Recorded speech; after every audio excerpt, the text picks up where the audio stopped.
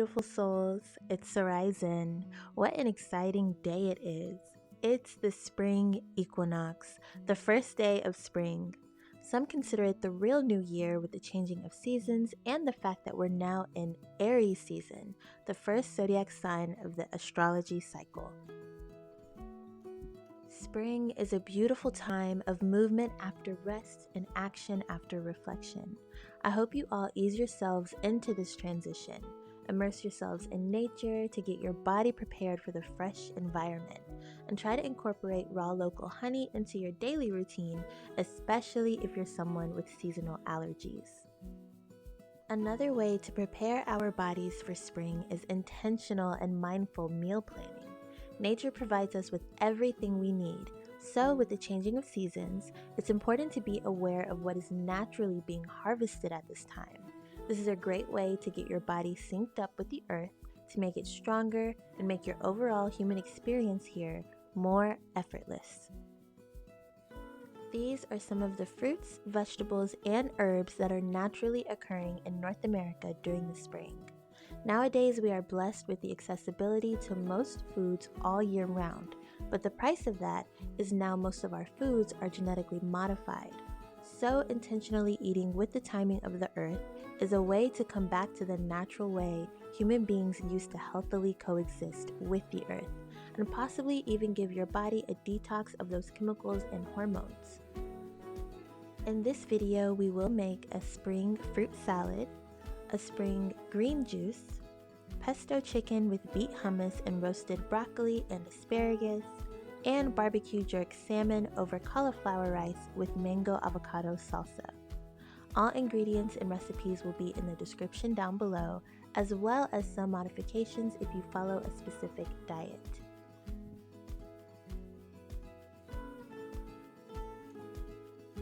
First up is the fruit salad. It's super easy and very delicious. Chop half a bag of cherries into bite-sized pieces and add half a carton of blueberries and give that a good mix. And then chop 4 kiwi into bite-sized pieces and chop half a carton of strawberries as well. And add 1 whole mango, then the juice of half of a large lemon or 1 whole small lemon to help it last longer in the fridge, and balance all the flavors of the fruit and give it a good mix. This can last for up to 5 days in the fridge.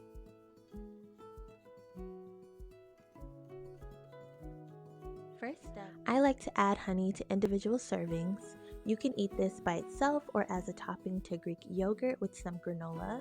You can also mix this in with oatmeal. That would be really yummy.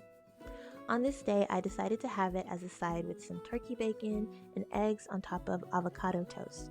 So just some information: cherries are anti-inflammatory and improve blood sugar levels. Mangoes, blueberries, and strawberries are full of antioxidants like vitamin C that boost your immune system. Kiwis are rich in vitamin K and aid in digestion, and avocados improve your heart health and your vision. The fruit salad was very filling and very in season, using all the fresh spring produce.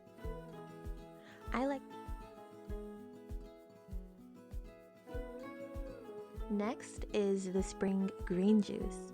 If you don't have a juicer, you can make this into a smoothie by adding milk and yogurt. For this juice, you'll need 1 whole pineapple. Pineapples fight inflammation and are great sources of fiber. I did 3 pears, but you can do 4 or 5 if you like your juice on the sweeter side. Pears are also anti-inflammatory and full of antioxidants. Next, add 1 large lemon or 2 small lemons. Lemons contain a high amount of vitamin C. Then add 2 roughly palm-sized pieces of ginger. Use less if you're not fond of the taste of ginger. Ginger helps with digestion and prevents bloating. Then you want to add pretty much a whole bag of spinach because they don't produce a lot of liquid.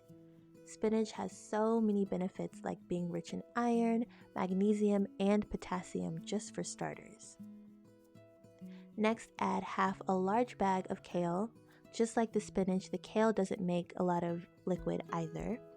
but the kale is so good for regulating your blood pressure and supporting the immune system. Depending on the type of juicer you have, your juice might be very foamy. Like my juicer isn't the best, so it mixes a lot of air in while it's juicing the produce, and that's what leads to the foam. But yeah, I just mix it in the container I put all the juice in, and it tastes so surprisingly good. Like the pineapple, lemon, and ginger were the strongest flavors. So now on to this very delicious first entree. First things first, you want to get these beets roasted. I washed them as well as I could and then decided to peel them, cut them into quarters.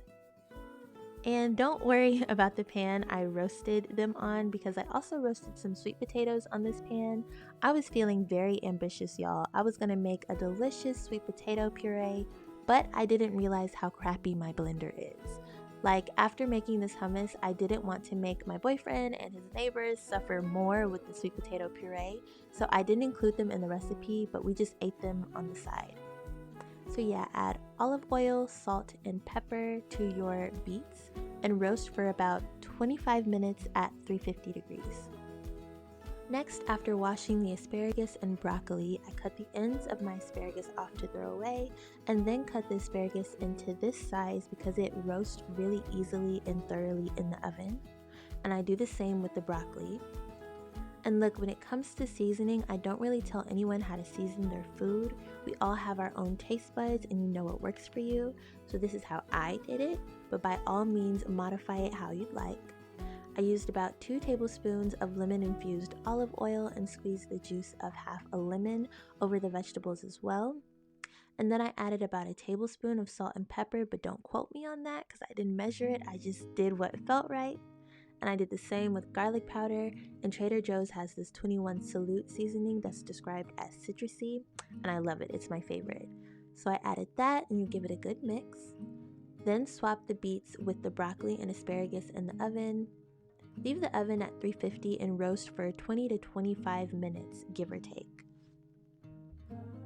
While that's cooking, we can move on to preparing our chicken. On one side, I did the pesto chicken, and on the other side, I did just like a citrusy paprika chicken because we found out the hard way my boyfriend is horribly allergic to dairy. Not like lactose intolerant, but like throat swelling up allergic. So, if you're someone staying away from dairy, this modification is for you. So for both variations of this thinly sliced chicken breast, I used salt, pepper, garlic powder, cayenne, and Italian seasoning. On the non-dairy chicken, I added paprika and the Trader Joe's 21 Salute. And then to the pesto chicken, which has Parmesan cheese incorporated into it, I added about 3 tablespoons of pesto sauce. I like my pesto really intense. And give those a good mix. Add them to a frying pan with medium-high heat. Cook on both sides for about 6 minutes each side, and don't worry if you feel like that's not long enough because we're going to put them in the oven to finish cooking. You don't want these to burn in the pan, so if medium-high heat is smoking too much for you, turn down the heat to medium. Once you've got a nice color on them, replace the roasted veggies in the oven with the chicken. We're not leaving them in there too long, just until we make our hummus. While for the hummus, you want to use one 14-ounce can of garbanzo beans, which are also chickpeas. And y'all, I had no idea they were the same. I was really in the grocery store passing up the garbanzo beans, looking for the chickpeas, and it was very embarrassing when I finally put 2 and 2 together. But anyways, rinse these off very thoroughly, and if you feel like doing the extra step to make your hummus really smooth, take off the outer shell of the chickpeas. I put the beets in the blender first, and that's when I realized it was going to be a long night. Maybe I should have incorporated more liquid ingredients sooner, because this blender was just turning everything into an immovable paste. Yeah, so after I blended the beets as much as I could, I should have added some olive oil or the tahini sauce that's in the recipe, but instead I added the chickpeas, which just made like the paste harder. And then after that, I did 1/4 cup of tahini sauce and 1/4 cup of olive oil, then the juice of 1 whole lemon and the lemon zest, 2 cloves of garlic, and salt and pepper to taste. And then you put it all together, y'all. And I'm sorry I didn't get an actual video of the finished product. I was just very eager to eat it. It was so good. The hummus is definitely worth the work. I don't normally eat beets, and they're full of antioxidants and lower your blood pressure. So it was a very fun way to get that vegetable into your meal.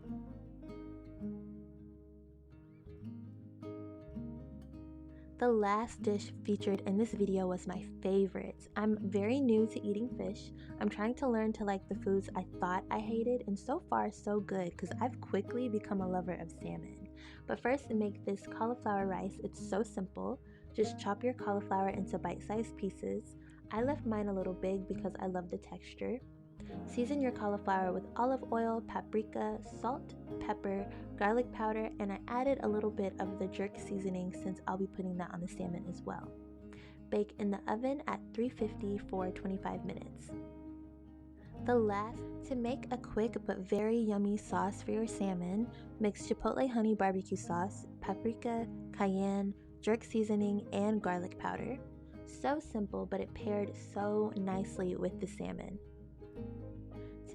Next, for the salmon, I got these pieces from the Kroger deli. I'm not an expert at picking out the best cuts. All I know is these tasted very fresh and delicious and not at all fishy, which is something I'm always afraid of.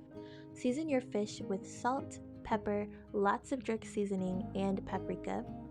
I seasoned both sides.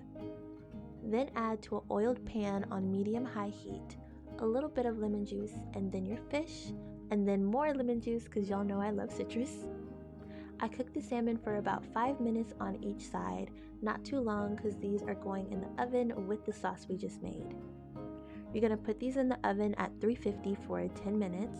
I could have just finished these on the stove top. I'm just really paranoid about eating raw fish or raw meat in general. One day I will conquer eating sushi, but I'm not looking forward to that day. But anyways, baking it also just infuses the sauce to make it just taste all yummy and just so good.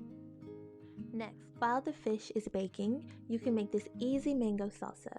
Chop 1 whole mango, 2 small avocados, a handful of cilantro I forgot to record, 1 whole jalapeno but use half if you don't want that extra kick of heat, and a pinch of salt and mix. And y'all, look at this. It was so simple and so good, and salmon has a lot of omega-3 fatty acids that are great for your heart health, but you absolutely have to try this one. You have to.